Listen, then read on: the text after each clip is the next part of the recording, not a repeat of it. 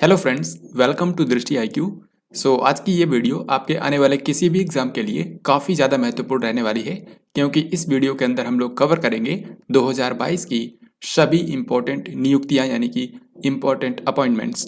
Appointments जो होता है ये करंट अफेयर्स का एक काफ़ी महत्वपूर्ण टॉपिक होता है, और इसीलिए चाहे वो कोई भी एग्जाम हो जिसमें करंट अफेयर पूछा जाता है, उसमें 1 से 2 क्वेश्चन अपॉइंटमेंट से रिलेटेड जरूर होते हैं। तो इस वीडियो को देखने के बाद आपका वो कोई भी क्वेश्चन गलत नहीं होगा जो कि इस साल के 2022 के अपॉइंटमेंट से रिलेटेड आपकी परीक्षाओं में पूछा जाएगा।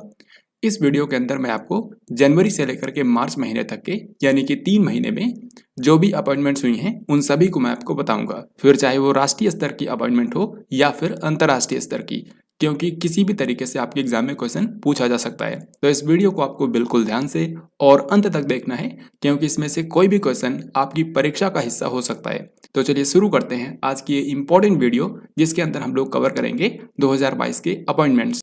दोस्तों, इस वीडियो को शुरू करने से पहले आपको बता दूं कि जनवरी से लेकर के मार्च महीने तक 100 से भी ज़्यादा अपॉइंटमेंट्स हुई हैं, लेकिन जो सबसे इम्पोर्टेंट अपॉइंटमेंट्स हैं वो मैं आपको इस वीडियो के अंदर कराऊंगा।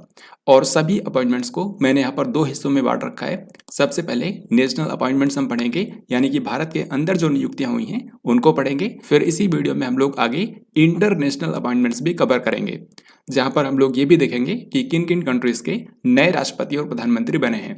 तो अभी हम लोग शुरू करते हैं राष्ट्रीय नियुक्तियां। यहाँ पर मैंने एक तरह की जो अपॉइंटमेंट्स हैं उनको एक साथ रखा है, ताकि ये आपको लंबे समय तक याद रहें। राइट, जैसे कि यहाँ पर आप देख सकते हैं, जिन राज्यों के नए मुख्यमंत्री और राज्यपाल बदले हैं पिछले 3 महीनों में, उनको हम लोग सबसे पहले कवर करेंगे। तो जैसा कि आप सभी जानते हैं कि पिछले 3 महीनों में किसी भी राज्य के राज्यपाल में कोई बदलाव नहीं हुआ है। हालांकि अगर हम मुख्यमंत्री की बात करें तो भारत के 5 ऐसे राज्य हैं जहां पर आपको पता होगा इसी साल विधानसभा चुनाव हुए हैं, जिसके चलते इन राज्यों के अंदर मुख्यमंत्रियों ने शपथ ली है। हालांकि उनमें भी 4 मुख्यमंत्री तो पहले के ही हैं, उन्होंने दोबारा से शपथ ली है, और एक राज्य में नए मुख्यमंत्री चुने गए हैं। तो आइए देखते हैं।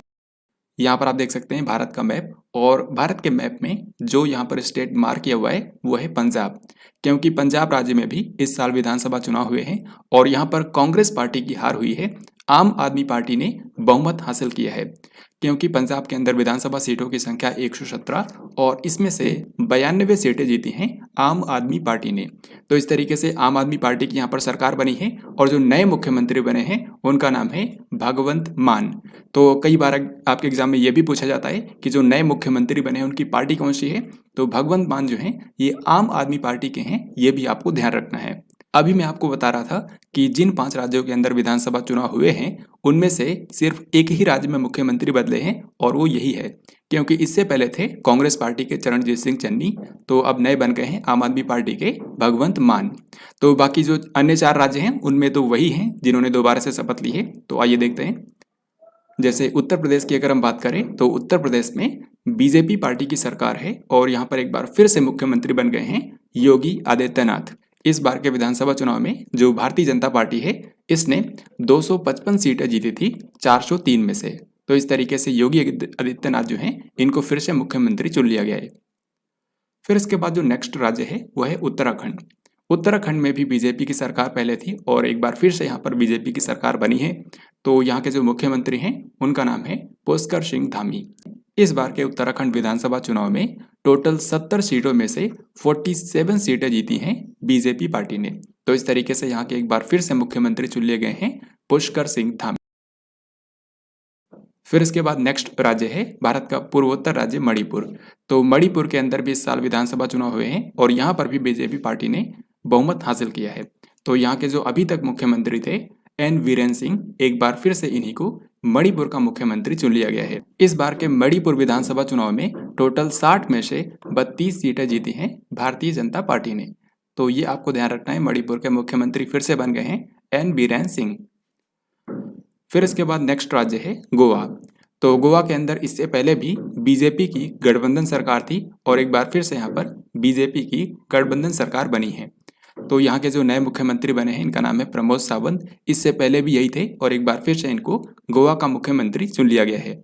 इस बार के गोवा विधानसभा चुनाव में जो बीजेपी पार्टी है उसने 40 में से टोटल 20 सीटें जीती थी, और इसी के चलते यहाँ पर बीजेपी को अन्य पार्टियों के साथ भी गठबंधन करना पड़ा है। अब इसी से रिलेटेड हम लोग क्वेश्चन आंसर देखेंगे कि किस तरीके से आपके एग्जाम में ये क्वेश्चंस पूछे जाएंगे। जैसे कि 16 मार्च को पंजाब के नए मुख्यमंत्री के रूप में किसने शपथ ली है। तो इसी तरीके से आपके एग्जाम में भी क्वेश्चन आएगा। पंजाब के नए मुख्यमंत्री बन गए हैं भगवंत मान, जो कि हैं आम आदमी पार्टी के। सो इस क्वेश्चन का आंसर हो जाएगा ऑप्शन नंबर ए। 21 मार्च को मणिपुर के नए मुख्यमंत्री के रूप में किसने शपथ ली है। तो मणिपुर के मुख्यमंत्री अभी तक थे एन बीरेन सिंह, और एक बार फिर से मणिपुर का मुख्यमंत्री इनको चुन लिया गया है। सो इस क्वेश्चन का आंसर हो जाएगा ऑप्शन नंबर बी, और ये बीजेपी पार्टी के हैं, ये भी आपको ध्यान रखना है। फिर अगला क्वेश्चन है 23 मार्च को उत्तराखंड राज्य के मुख्यमंत्री के रूप में किसने शपथ ली है। तो उत्तराखंड राज्य में भी बीजेपी पार्टी के जो मुख्यमंत्री थे पुष्कर सिंह धामी, इनको एक बार फिर से चुन लिया गया है। सो इस क्वेश्चन का आंसर हो जाएगा ऑप्शन नंबर डी। 25 मार्च को उत्तर प्रदेश के मुख्यमंत्री के रूप में किसने शपथ ली है। तो उत्तर प्रदेश राज्य की अगर हम बात करें, जहां पर सबसे ज्यादा विधानसभा सीटें हैं, टोटल 403, तो यहां पर भी बीजेपी ने बहुमत हासिल किया है, और योगी आदित्यनाथ जो कि यहाँ के मुख्यमंत्री थे, इन्होंने एक बार फिर से उत्तर प्रदेश के मुख्यमंत्री के रूप में शपथ ली है। सो इस क्वेश्चन का आंसर हो जाएगा ऑप्शन नंबर बी। यहाँ पर आपको एक चीज ये भी याद रखना है कि उत्तर प्रदेश में मुख्यमंत्री बने हैं योगी आदित्यनाथ, और 2 यहाँ पर लीडर्स को उप मुख्यमंत्री बनाया गया है। एक तो है ब्रजेश पाठक और दूसरे हैं केशव प्रसाद मौर्य। तो ये 2 लोग जो हैं ये डिप्टी चीफ मिनिस्टर बने हैं उत्तर प्रदेश के। 28 मार्च को गोवा के मुख्यमंत्री के रूप में किसने शपथ ली है। तो गोवा राज्य में बीजेपी ने गठबंधन की सरकार बनाई है, और यहाँ के नए मुख्यमंत्री बने हैं प्रमोद सावंत।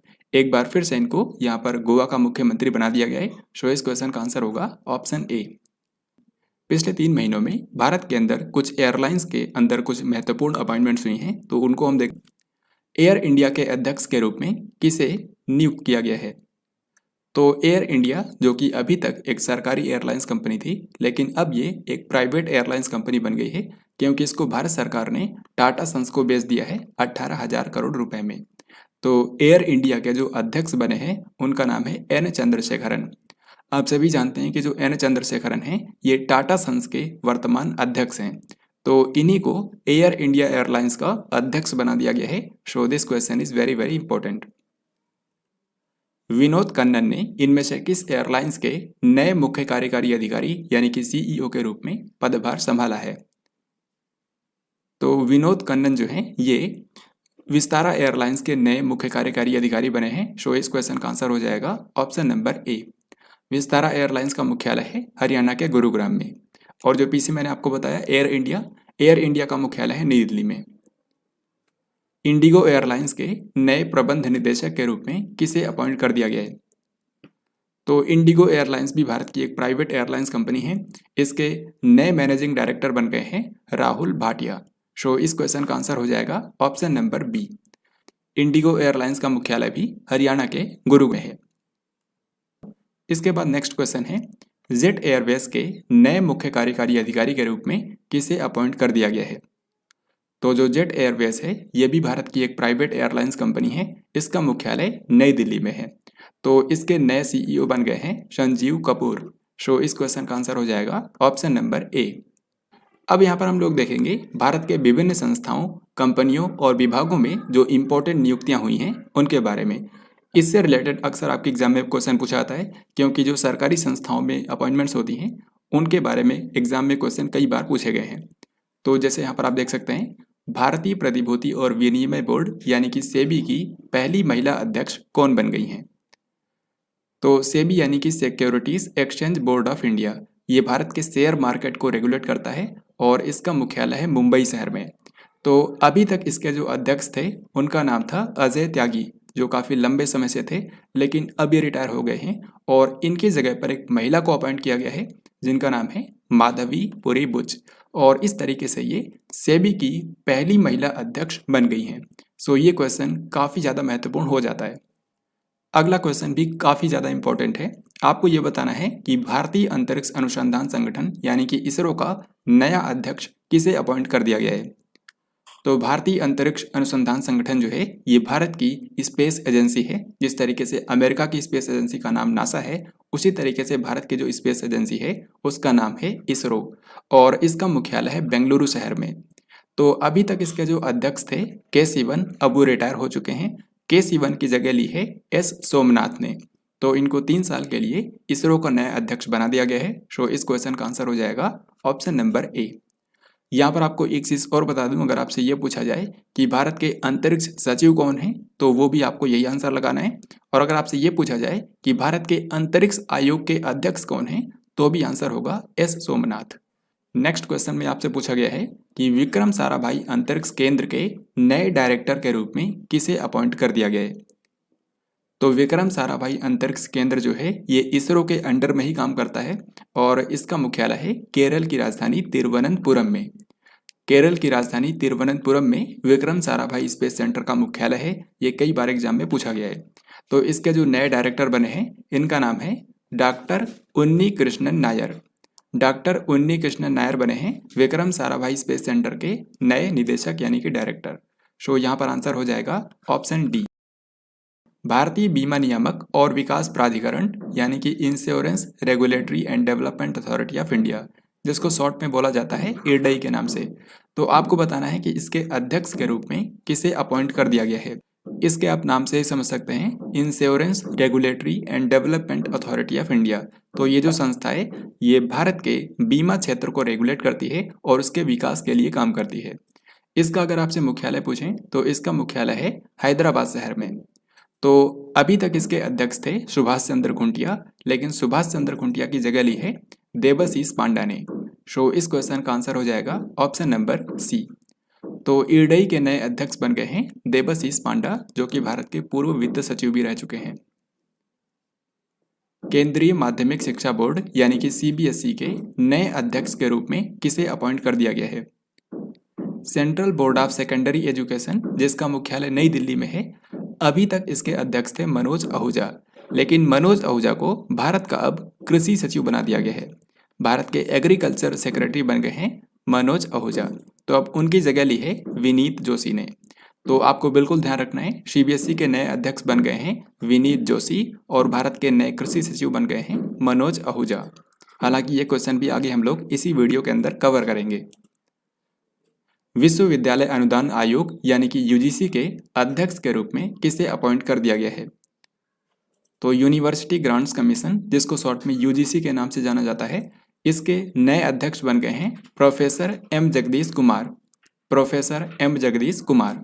सो इस क्वेश्चन का आंसर हो जाएगा ऑप्शन डी। जवाहरलाल नेहरू विश्वविद्यालय यानी कि JNU की पहली महिला कुलपति कौन बन गई है। कुलपति का मतलब होता है वाइस चांसलर। तो जवाहरलाल नेहरू यूनिवर्सिटी जो है, जो कि नई दिल्ली में स्थित है, इसकी पहली महिला वाइस चांसलर बन गई हैं शांति श्री धूलीपड़ी पंडित। शांति श्री धूलीपड़ी पंडित। सो इस क्वेश्चन का आंसर हो जाएगा ऑप्शन नंबर डी। इससे पहले इस पद पर प्रोफेसर M जगदीश कुमार थे, लेकिन जैसा कि मैंने आपको बताया प्रोफेसर M जगदीश कुमार अब UGC के अध्यक्ष बन गए हैं। तो JNU की पहली महिला कुलपति के रूप में अपॉइंट कर दिया गया है शांति श्री धूलीपड़ी पंडित को।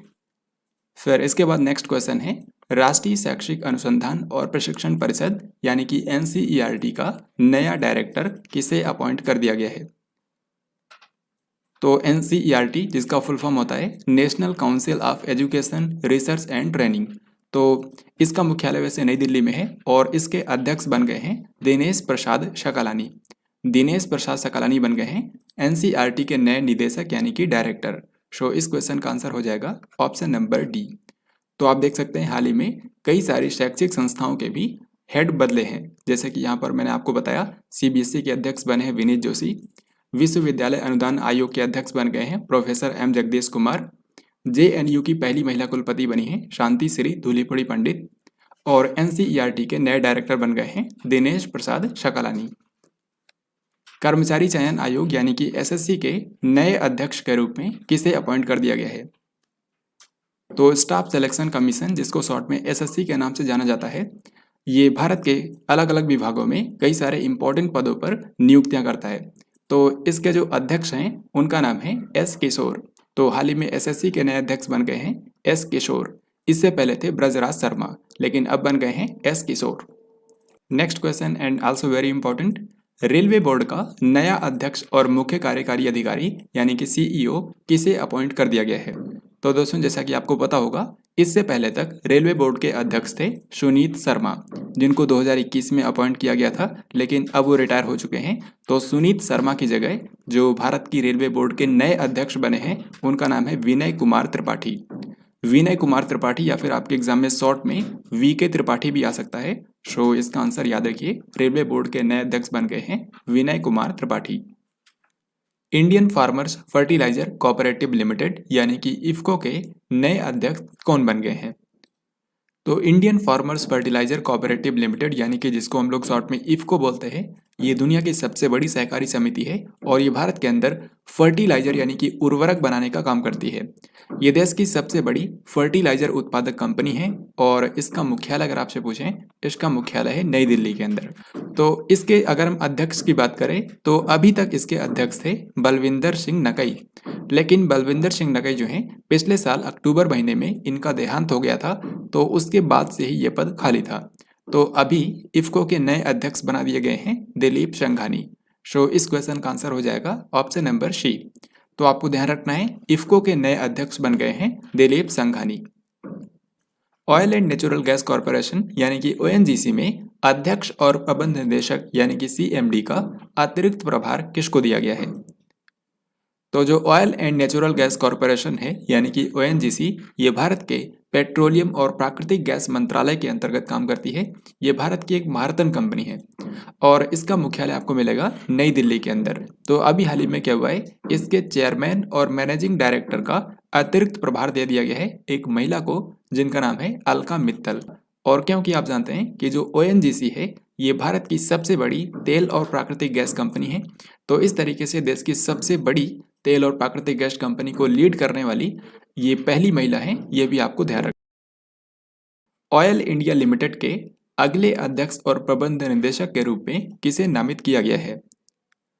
तो जो ऑयल इंडिया लिमिटेड है ये भी पिछले ओएनजीसी की तरह भारत की एक तेल और प्राकृतिक गैस कंपनी है और ये ओएनजीसी के बाद देश की दूसरी सबसे बड़ी तेल और प्राकृतिक गैस कंपनी है। तो इसके जो चेयरमैन और मैनेजिंग डायरेक्टर अभी के समय हैं उनका नाम है सुशील चंद्र मिश्रा, लेकिन ये इसी साल जून महीने में रिटायर होने वाले हैं। तो उसके बाद जो इसके अध्यक्ष बनेंगे उनको अभी ही नामित कर दिया गया है, जिनका नाम है रंजीत रथ। तो अभी अगर आपसे पूछा जाए कि ऑयल इंडिया लिमिटेड के अध्यक्ष और प्रबंध निदेशक यानी कि चेयरमैन और मैनेजिंग डायरेक्टर कौन है, तो इनका नाम है सुशील चंद्र मिश्रा, लेकिन ये इसी साल जून महीने में रिटायर होने वाले हैं, तो उसके बाद बन जाएंगे रंजीत रथ। अब हम लोग यहाँ पर देखेंगे भारत की कुछ प्राइवेट संस्थाओं और कंपनियों में जो इम्पोर्टेंट अपॉइंटमेंट्स हुई हैं उनके बारे में। जैसे कि यहाँ पर आप देख सकते हैं, हिंदुस्तान यूनिलीवर लिमिटेड के गैर कार्यकारी अध्यक्ष के रूप में किसे अपॉइंट कर दिया गया है? तो हिंदुस्तान यूनिलीवर लिमिटेड जो है ये भारत की एक एफएमसीजी कंपनी है यानी कि fast moving consumer goods company है, जो कि रोजमर्रा के जीवन में इस्तेमाल होने वाले सामानों को बनाती है। तो इसके हाल ही में नॉन एग्जीक्यूटिव चेयरमैन बने हैं नितिन परांजपे। सो इस क्वेश्चन का आंसर हो जाएगा ऑप्शन नंबर डी। वैसे हिंदुस्तान यूनिलीवर लिमिटेड के अंदर दो अपॉइंटमेंट्स हुई हैं, एक तो इसके एग्जीक्यूटिव चेयरमैन बने हैं नितिन परांजपे और इसके एमडी और सीईओ बने हैं संजीव मेहता। तो दोनों को आपको ध्यान रखना है। टाटा सन्स के अध्यक्ष के रूप में किसे एक बार फिर से अपॉइंट कर दिया गया है? तो टाटा सन्स जो कि टाटा ग्रुप की ओनर कंपनी है, इसके अध्यक्ष के रूप में एक बार फिर से अपॉइंट कर दिया गया है एन चंद्रशेखरन को। एन चंद्रशेखरन यानी कि नटराजन चंद्रशेखरन। तो अभी तक ये टाटा सन्स के अध्यक्ष थे और एक बार फिर से इनको 5 साल के कार्यकाल के लिए टाटा सन्स का अध्यक्ष बना दिया गया है। आपको बता दूं कि टाटा सन्स के ये जो अध्यक्ष हैं एन चंद्रशेखरन, इनको इसी साल देश का तीसरा सर्वोच्च नागरिक सम्मान दिया गया था, पद्म भूषण। तो ये भी आपको ध्यान रखना है, इनको ट्रेड एंड इंडस्ट्री की कैटेगरी में पद्म भूषण से सम्मानित किया गया था। अब इसके बाद यहाँ पर अगला सवाल आपसे पूछा जा रहा है, टाटा कंसल्टेंसी सर्विसेज यानी कि टीसीएस के एमडी और सीईओ के रूप में किसे अपॉइंट कर दिया गया है? तो टाटा कंसल्टेंसी सर्विसेज, जिसको शॉर्ट में टीसीएस के नाम से जाना जाता है, ये भारत की एक प्रमुख आईटी कंपनी है और अभी तक इसके जो एमडी और सीईओ थे राजेश गोपीनाथन, एक बार फिर से इन्हीं को टाटा कंसल्टेंसी सर्विसेज यानी कि टीसीएस का एमडी और सीईओ बना दिया गया है। सो इस क्वेश्चन का आंसर होगा ऑप्शन नंबर ए। अब यहाँ पर हम लोग देखेंगे बैंकिंग क्षेत्र से जुड़ी कुछ इंपॉर्टेंट नियुक्तियां जो कि पिछले 3 महीनों के अंदर हुई हैं। तो यहाँ पर आपके सामने नेक्स्ट क्वेश्चन है, जम्मू कश्मीर बैंक के एमडी और सीईओ के रूप में किसे अपॉइंट कर दिया गया है? तो जम्मू कश्मीर बैंक जो है इसका मुख्यालय है जम्मू कश्मीर की राजधानी श्रीनगर में और इसके एमडी और सीईओ बने हैं बलदेव प्रकाश। सो इस क्वेश्चन का आंसर हो जाएगा option number B. IDBI bank के एमडी और सीईओ के रूप में किसे एक बार फिर से अपॉइंट कर दिया गया है? तो आईडीबीआई बैंक जो है ये भारत की एक प्राइवेट बैंक है और इसका मुख्यालय है मुंबई शहर में। तो इसके जो एमडी और सीईओ अभी तक थे राकेश शर्मा, इन्हीं को एक बार फिर से अपॉइंट कर दिया गया है।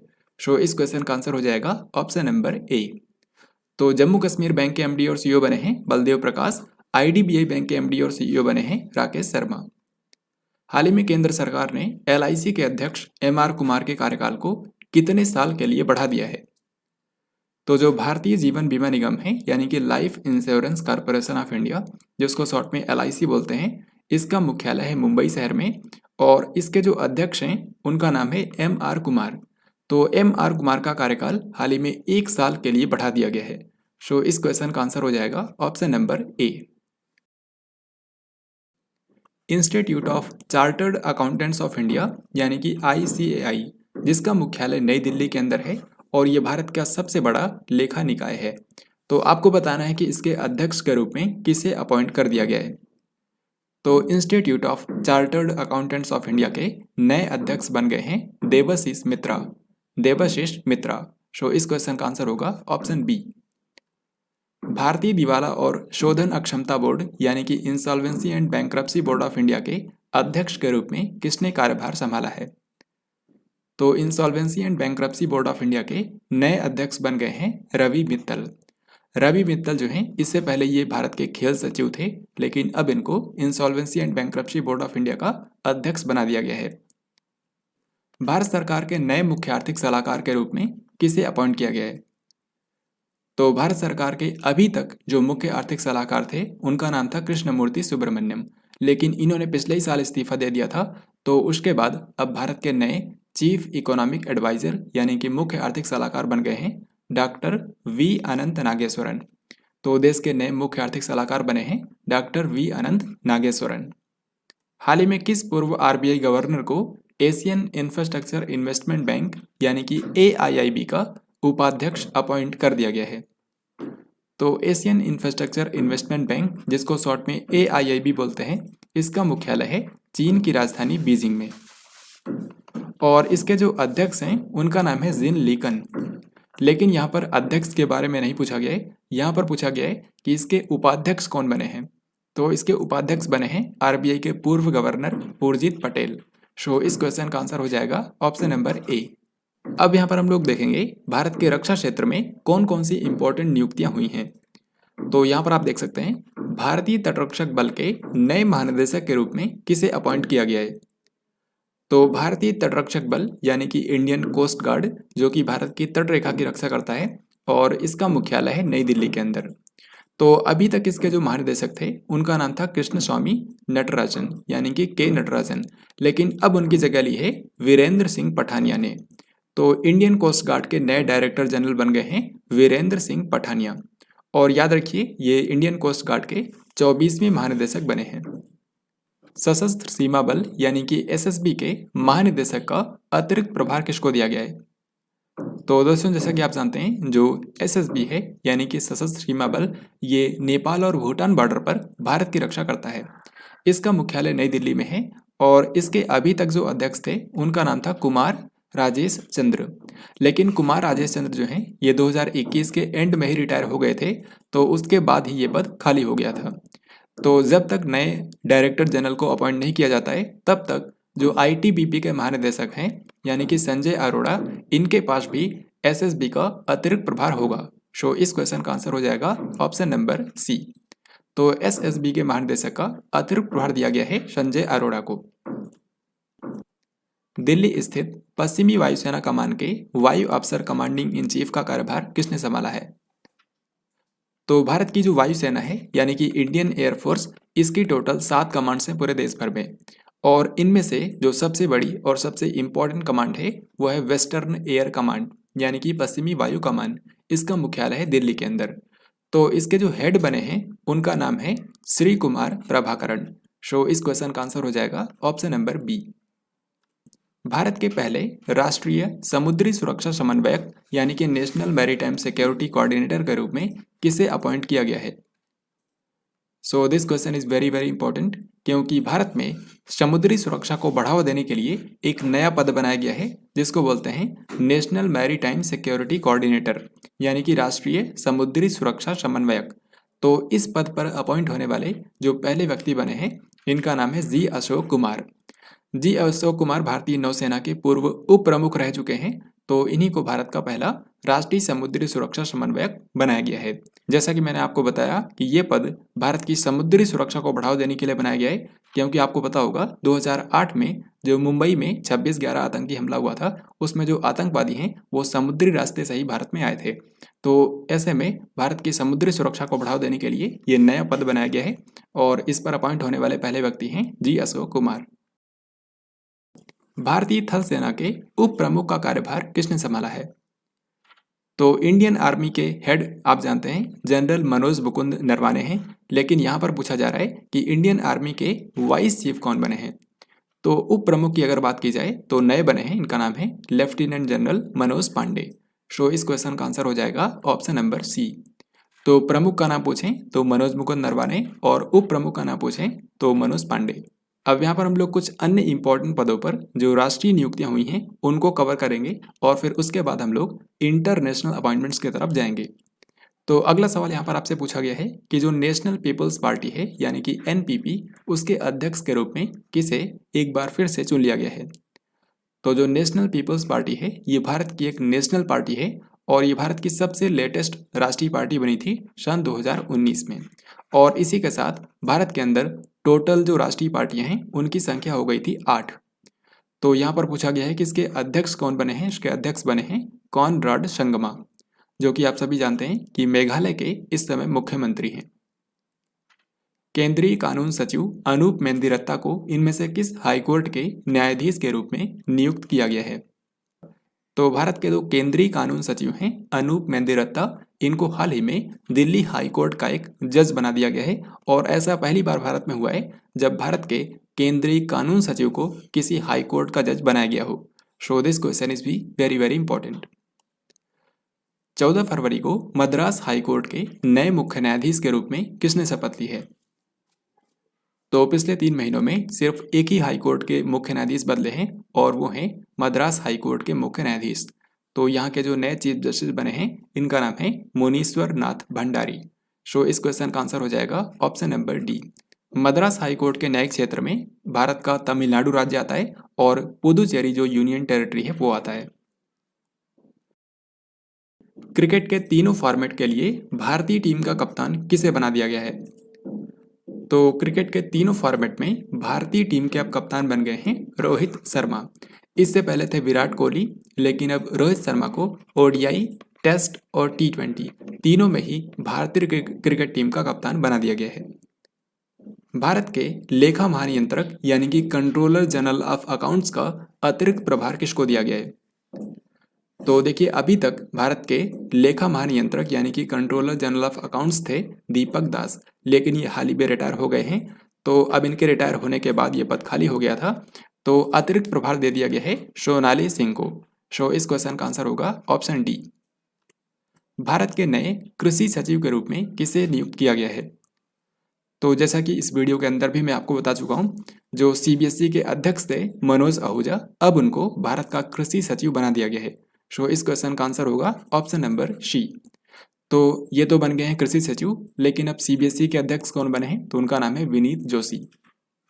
तो दोस्तों अभी तक हम लोगों ने देखा भारत के अंदर जो राष्ट्रीय स्तर पर नियुक्तियां हुई हैं उन सभी के बारे में हम लोगों ने कवर किया है। अब यहाँ पर हम लोग देखेंगे अंतर्राष्ट्रीय नियुक्तियां यानी कि इंटरनेशनल अपॉइंटमेंट्स। इंटरनेशनल अपॉइंटमेंट्स जो हैं ये काफ़ी कम ही हुई हैं, तो बहुत ही आसानी से आप इनको याद रख पाएंगे। तो चलिए देखते हैं। सबसे पहले हम लोग इंटरनेशनल अपॉइंटमेंट्स का सबसे इंपॉर्टेंट सेक्शन कवर करेंगे, यानी कि विभिन्न देशों के अंदर जो नए राष्ट्रपति और प्रधानमंत्री बने हैं उनके बारे में। तो इसको हम लोग मैप के जरिए कवर करेंगे। यहाँ पर आप देख सकते हैं आपके सामने वर्ल्ड मैप है और इसमें जो कंट्री मार्क्ड है ये है बुर्किना फासो। अफ्रीका महाद्वीप के पश्चिम में स्थित ये एक लैंड लॉक्ड कंट्री है और यहाँ पर कई बार सैन्य तख्तापलट हो चुका है। इस साल भी 24 जनवरी के दिन यहाँ पर सैन्य तख्ता पलट हुआ था और यहाँ के जो उस समय राष्ट्रपति थे उनको हटा करके जो मिलिट्री लीडर हैं जिनका नाम है पॉल हेनरी दमीबा, इन्होंने अपने आप को राष्ट्रपति घोषित किया है। तो बुर्किना फासो के राष्ट्रपति हैं पॉल हेनरी दमीबा, जो कि एक मिलिट्री लीडर हैं। ये यहाँ के नए राष्ट्रपति बने हैं।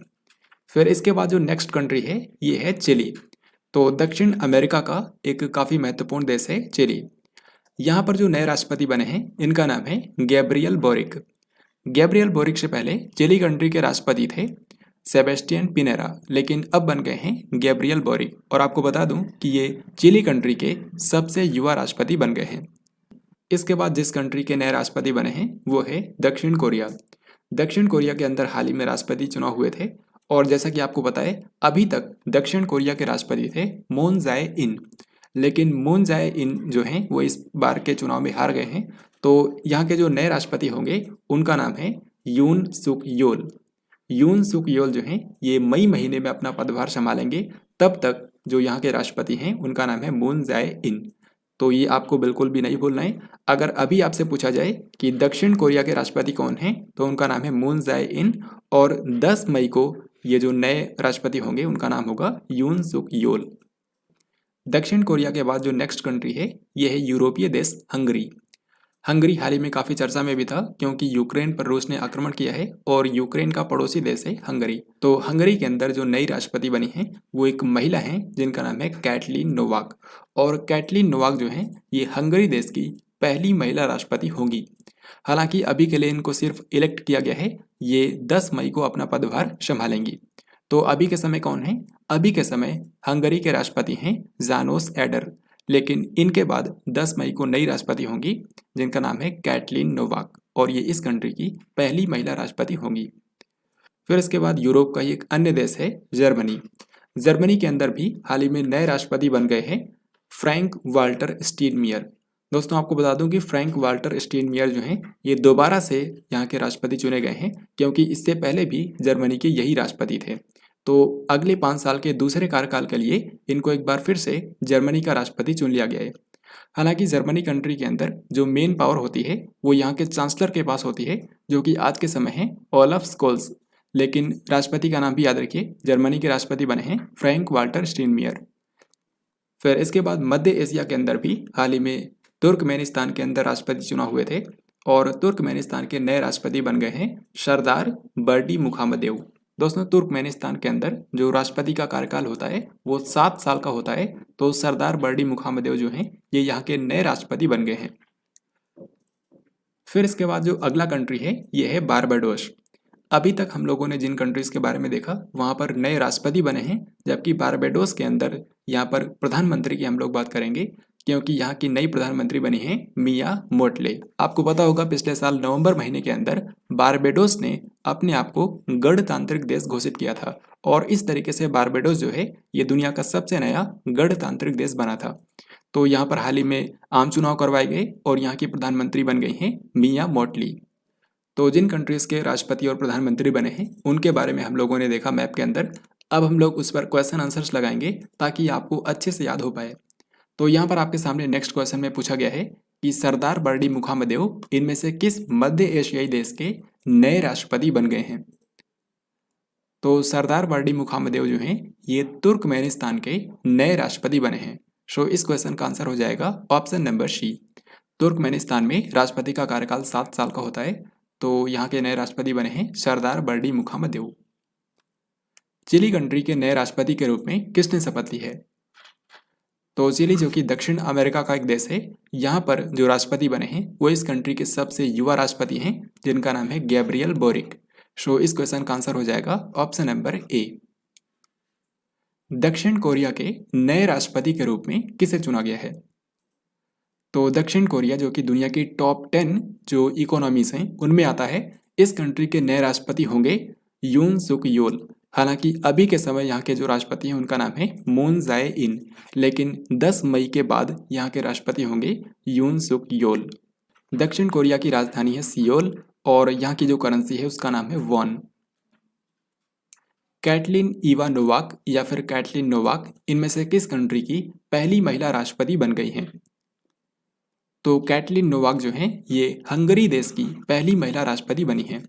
हंगरी एक यूरोपियन कंट्री है, तो यहाँ की नई राष्ट्रपति होंगी कैटलिन इवानोवाक, जो कि इस कंट्री की पहली महिला राष्ट्रपति होंगी। हालांकि मैंने आपको ये भी बताया है कि ये 10 मई को अपना कार्यभार संभालेंगी। फ्रैंक वाल्टर स्टेनमियर इनमें से किस कंट्री के राष्ट्रपति के रूप में एक बार फिर से चुने गए हैं? तो फ्रैंक वाल्टर स्टेनमियर जो हैं ये जर्मनी देश के नए राष्ट्रपति बने हैं। सो इस क्वेश्चन का आंसर हो जाएगा ऑप्शन नंबर सी। जर्मनी की राजधानी है बर्लिन और यहाँ की करेंसी है यूरो। इनमें से किस कंट्री के अंदर तख्ता पलट के बाद सैन्य नेता पॉल हेनरी दमीबा को राष्ट्रपति नामित किया गया है?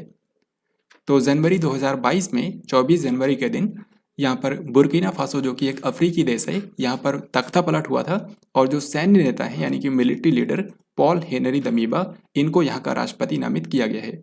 सो इस क्वेश्चन का आंसर होगा बुर्किना फासो। बारबाडोस गणराज्य की पहली प्रधानमंत्री कौन बन गई हैं?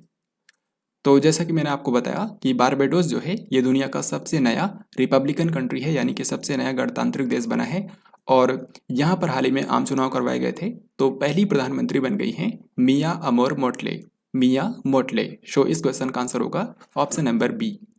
और जो बारबाडोस कंट्री है ये उत्तरी अमेरिका में जो कैरेबियाई देश हैं उसका एक हिस्सा है। तो बारबाडोस एक कैरेबियाई देश है। अब हम लोग यहाँ पर देखेंगे कुछ अंतर्राष्ट्रीय संगठनों और संस्थानों में जो इम्पोर्टेंट पदों पर नियुक्तियां हुई हैं उनके बारे में। निम्न में से किस संगठन ने हैथम अल घैस को अपना नया महासचिव अपॉइंट किया है? तो यहाँ पर आप लोगों देखकर ही समझ गए होंगे, जो ओपेक कंट्रीज हैं यानी कि organisation of petroleum exporting countries, ये तेल बेचने वाले देशों का एक संगठन है और इसका मुख्यालय है ऑस्ट्रिया की राजधानी वियना में। तो ओपेक के नए महासचिव बन गए हैं हैथम अल घैस। सो इस क्वेश्चन का आंसर हो जाएगा ऑप्शन नंबर बी। ये जो हैथम अल घैस हैं जो कि ओपेक के नए महासचिव बने हैं, ये हैं कुवैत कंट्री के। संघाई सहयोग संगठन यानी कि एससीओ का नया महासचिव किसे अपॉइंट कर दिया गया है? तो शंघाई सहयोग संगठन जो है इसका मुख्यालय चीन की राजधानी बीजिंग में है। चीन की राजधानी बीजिंग में इसका मुख्यालय है और इसके नए महासचिव बन गए हैं झांग मिंग। झांग मिंग जो हैं ये चाइना के ही हैं, तो ये एससीओ के नए महासचिव बन गए हैं। सो इस क्वेश्चन का आंसर हो जाएगा ऑप्शन नंबर ए। डेविड सोसेली के स्थान पर यूरोपीय संसद का नया अध्यक्ष किसे बना दिया गया है? तो यूरोपीय संसद जो है यानी कि यूरोपियन पार्लियामेंट, ये यूरोपियन यूनियन का ही एक हिस्सा है और अभी तक इसके अध्यक्ष थे डेविड सोसेली, लेकिन कुछ दिनों पहले इनकी डेथ हो गई थी। तो अब उसके बाद यूरोपीय संसद का नया अध्यक्ष बना दिया गया है रॉबर्टा मेट्सोला को। रॉबर्टा मेट्सोला एक महिला हैं और ये माल्टा कंट्री की एक लीडर हैं, तो ये चीज़ भी आपको ध्यान रखनी है। हाल ही में 2 साल के लिए फाइनेंशियल एक्शन टास्क फोर्स यानी कि FATF का अध्यक्ष किसे बना दिया गया है? तो FATF जो संस्था है इसका मुख्यालय है फ्रांस की राजधानी पेरिस के अंदर और ये जो संस्था है ये आतंकवाद को धन मुहैया कराने और मनी लॉन्ड्रिंग के खिलाफ काम करती है। तो यहाँ पर आपसे पूछा गया है कि इसके नए अध्यक्ष कौन बने हैं? इसके नए अध्यक्ष बन गए हैं टी राजा कुमार। यहाँ पर आपको बता दूं जो टी राजा कुमार हैं ये सिंगापुर कंट्री के हैं और ये फाइनेंशियल एक्शन टास्क फोर्स के नए अध्यक्ष बन गए हैं 2 साल के लिए। अंतर्राष्ट्रीय मुद्रा कोष यानी कि IMF के मुख्य अर्थशास्त्री के रूप में किसे नियुक्त कर दिया गया है? तो जो इंटरनेशनल मॉनेटरी फंड है इसका मुख्यालय है अमेरिका की राजधानी वाशिंगटन DC में। अभी तक इसकी जो चीफ इकोनॉमिस्ट थी वो थी भारतीय मूल की गीता गोपीनाथ, लेकिन गीता गोपीनाथ को ही इसी IMF के अंदर जो दूसरा सबसे ऊंचा पद होता है डिप्टी मैनेजिंग डायरेक्टर, उस पद पर अपॉइंट कर दिया गया है। तो IMF के अब मुख्य अर्थशास्त्री बन गए हैं पियरे ओलिवियर। तो IMF के अंदर हाल ही में 2 इंपॉर्टेंट नियुक्तियां हुई हैं। पहला, इसकी जो डिप्टी मैनेजिंग डायरेक्टर बनी है उनका नाम है गीता गोपीनाथ जो कि भारतीय मूल की हैं और इसके चीफ इकोनॉमिस्ट बन गए हैं फ्रांस कंट्री के पियरे ओलिवियर। अब यहाँ पर हम लोग उन क्वेश्चंस को देखेंगे जिसमें किसी भारतीय या फिर भारतीय मूल के व्यक्ति को अंतर्राष्ट्रीय पद पर अपॉइंट किया गया है। तो यहाँ पर नेक्स्ट क्वेश्चन आपके सामने है, अंतर्राष्ट्रीय मुद्रा कोष यानी कि IMF के पहले डिप्टी मैनेजिंग डायरेक्टर के रूप में किसे अपॉइंट कर दिया गया है? तो अभी मैंने आपको बताया कि भारतीय मूल की जो गीता गोपीनाथ हैं इनको जो IMF है इसके डिप्टी मैनेजिंग डायरेक्टर के रूप में अपॉइंट कर दिया गया है। सो इस क्वेश्चन का आंसर हो जाएगा option number B. Next question and very important, हाल ही में किस भारतीय ने संयुक्त राष्ट्र सुरक्षा परिषद यानी कि यूएनएससी की आतंकवाद विरोधी समिति का अध्यक्ष पद संभाला है? तो जैसा कि आप सभी जानते हैं कि यूनाइटेड नेशन के टोटल 6 अंग हैं और उनमें से एक है यूनाइटेड नेशन सिक्योरिटी काउंसिल। तो इस यूनाइटेड नेशन सिक्योरिटी काउंसिल के अंदर अलग अलग कामों के लिए कई सारी समितियां होती हैं। उन्हीं में से एक है आतंकवाद विरोधी समिति यानी कि काउंटर टेररिज्म कमेटी, और इस कमेटी का अध्यक्ष हाल ही में एक भारतीय को बना दिया गया है जिनका नाम है टी.एस. तिरुमूर्ति। और टी.एस. तिरुमूर्ति जो हैं ये यूनाइटेड नेशन के अंदर भारत के आज के समय परमानेंट रिप्रेजेंटेटिव हैं यानी कि स्थायी प्रतिनिधि हैं। सो इस क्वेश्चन का आंसर हो जाएगा ऑप्शन नंबर बी। तो ये जो समिति है इसके अध्यक्ष के रूप में ये 1 साल तक कार्यभार संभालेंगे। हाल ही में किस भारतीय को इंटरनेशनल रबर स्टडी ग्रुप का अध्यक्ष बना दिया गया है? तो इंटरनेशनल रबर स्टडी ग्रुप जो है ये सिंगापुर के अंदर स्थित एक संस्था है और ये दुनिया भर के जो रबर उत्पादक देश हैं और जो रबर को कंज्यूम करने वाले देश हैं उनका एक संगठन है। तो इसके अध्यक्ष के रूप में हाल ही में एक भारतीय को अपॉइंट किया गया है जिनका नाम है doctor K. N.. Raghavan. Doctor K. N.. Raghavan जो है ये भारत का जो रबर बोर्ड है जिसका मुख्यालय केरल के अंदर स्थित है उसके ये कार्यकारी निदेशक हैं। तो इन्हीं को इंटरनेशनल रबर स्टडी ग्रुप का अध्यक्ष बना दिया गया है 2 साल के लिए। जो बाइडेन ने इनमें से किसे व्हाइट हाउस का नया कोविड-19 प्रतिक्रिया समन्वयक अपॉइंट किया है? तो जो अमेरिका के राष्ट्रपति हैं जो बाइडेन, उन्होंने एक भारतीय चिकित्सक जिनका नाम है आशीष झा, इनको व्हाइट हाउस कोविड-19 रेस्पॉन्स कोऑर्डिनेटर के रूप में अपॉइंट किया है। सो इस क्वेश्चन का आंसर हो जाएगा ऑप्शन नंबर ए। चीन में भारत के नए राजदूत के रूप में किसे अपॉइंट कर दिया गया है? तो चीन में अभी तक जो भारत के राजदूत थे उनका नाम था विक्रम मिस्री, लेकिन अब विक्रम मिस्री की जगह ली है प्रदीप कुमार रावत ने। So this question is very very important क्योंकि चीन के अंदर भारत के नए राजदूत बन गए हैं प्रदीप कुमार रावत। जैसा कि आप जानते हैं दुनिया के ज़्यादातर देशों के साथ भारत के राजनयिक संबंध हैं, तो उन कंट्रीज में भारत के दूतावास भी होते हैं।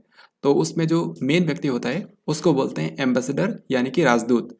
तो विभिन्न कंट्रीज के अंदर हाल ही में भारत के नए राजदूत बन गए हैं। तो उनमें से जो सबसे इम्पोर्टेंट नियुक्तियां हैं उनके बारे में मैं आपको बताऊंगा।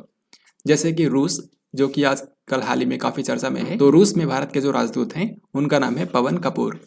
फिर इसके बाद हंगरी, और यहाँ पर जो भारत के नए राजदूत बने हैं उनका नाम है पार्थ शतपथी।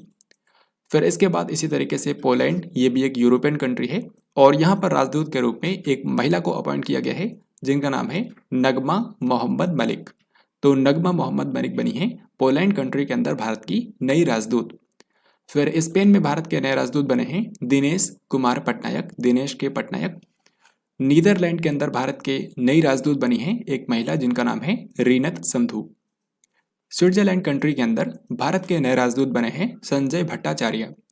और जर्मनी कंट्री के अंदर भारत के नए राजदूत बन गए हैं हरीश पर्वथानेनी। इसके अलावा कुछ अन्य कंट्रीज के भारत के जो नए राजदूत बने हैं जैसे कि यूएई, तो यूनाइटेड अरब एमिरेट्स जिसको संयुक्त अरब अमीरात बोलते हैं, यहाँ पर जो भारत के नए राजदूत बने हैं उनका नाम है संजय सुधीर। फिर इसके बाद मैक्सिको, यहाँ पर आप देख सकते हैं ये कंट्री मैक्सिको है। तो मैक्सिको के अंदर भारत के नए राजदूत बन गए हैं पंकज शर्मा।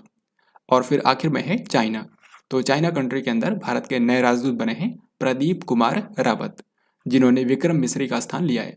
तो ये मैंने आपको पिछले 6 से 7 महीने में जो इंपॉर्टेंट कंट्रीज के अंदर भारत के नए राजदूत बने हैं उन सभी के बारे में बताया है। तो अब चलिए आगे बढ़ते हैं।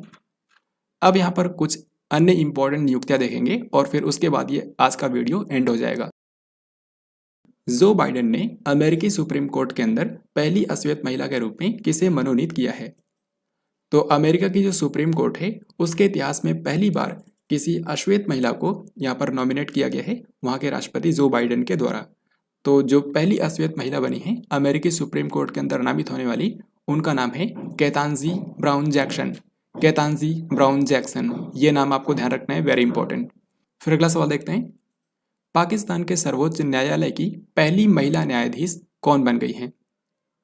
तो पाकिस्तान का जो सुप्रीम कोर्ट है उसके इतिहास में पहली बार किसी महिला को वहाँ पर जज बनाया गया है जिनका नाम है आयशा ए मलिक। तो आयशा ए मलिक जो है ये पाकिस्तान के सुप्रीम कोर्ट की पहली महिला जज बनी है। सो इस क्वेश्चन का आंसर हो जाएगा ऑप्शन नंबर डी। तो फ्रेंड्स ये था आज का लास्ट क्वेश्चन। आई होप आपने इस वीडियो को ध्यान से देखा होगा। अब वीडियो के लास्ट में मैंने इसी टॉपिक से 3 इंपॉर्टेंट क्वेश्चंस आपके लिए निकाले हैं जिनका राइट आंसर आप सभी को कमेंट बॉक्स में लिखकर बताना है। और अगर आपने इस वीडियो को ध्यान से देखा होगा तो इन 3 क्वेश्चंस क्या इस वीडियो में बताए गए किसी भी क्वेश्चन का आंसर आप बहुत ही आसानी से कर पाएंगे। तो इन तीनों क्वेश्चंस का राइट आंसर आपको बताना है जो कि काफ़ी महत्वपूर्ण अपॉइंटमेंट्स हैं और आपके एग्जाम में ये क्वेश्चन पूछे भी जा सकते हैं डायरेक्टली। तो इस तरीके से आज की इस वीडियो में हम लोगों ने साल 2022 में अभी तक जितनी भी इंपॉर्टेंट नियुक्तियां हुई थी उन सभी को हम लोगों ने कवर कर लिया है। अब इस टॉपिक से कोई भी क्वेश्चन आएगा तो आप बहुत ही आसानी से उसका आंसर कर पाएंगे। इस वीडियो में मैंने आपको जनवरी से लेकर के मार्च महीने तक के जितने भी इंपॉर्टेंट अपॉइंटमेंट्स हुए थे उन सभी को कवर कराया है और इससे बाद के जो अपॉइंटमेंट्स हैं वो आप वीकली और मंथली करंट अफेयर्स की वीडियोस में देख सकते हैं। उसके लिए आपको इस चैनल को जरूर सब्सक्राइब करके रखना है क्योंकि यहाँ पर मैं आपको करंट अफेयर्स से रिलेटेड इंपॉर्टेंट वीडियोस लाता रहूँगा। तो फ्रेंड्स आई होप आपको आज का ये वीडियो पसंद आया होगा और अगर आपको ये वीडियो पसंद आया है तो इस वीडियो को लाइक और शेयर ज़रूर करें। हम लोग जल्द ही मिलेंगे एक नई वीडियो के अंदर। तब तक के लिए जय हिंद, वंदे मातरम।